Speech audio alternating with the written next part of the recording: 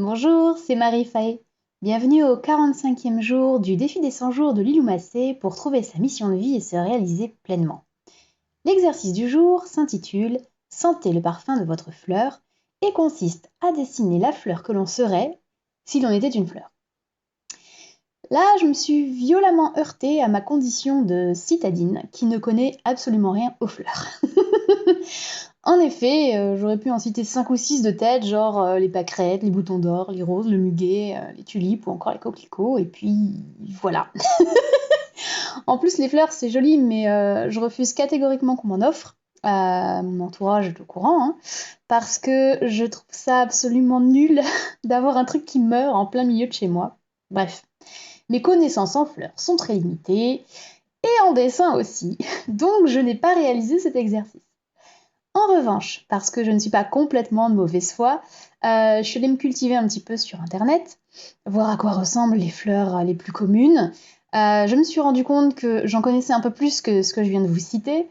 Et ça m'a aussi rappelé que j'adorais le parfum du chèvrefeuille. Enfin, j'adore en fait.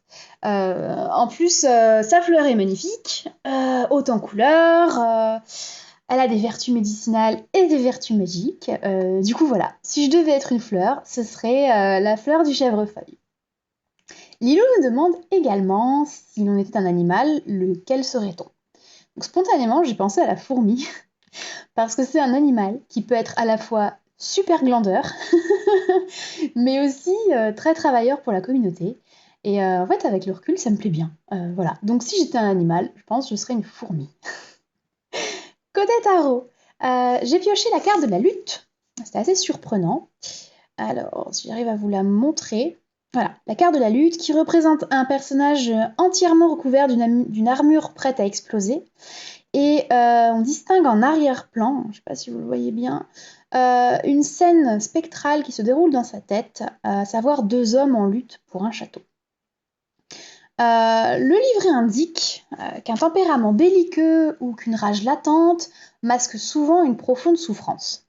Nous pensons qu'en faisant du mal aux autres, des blessures nous seront épargnées. En fait, c'est tout le contraire qui se produit.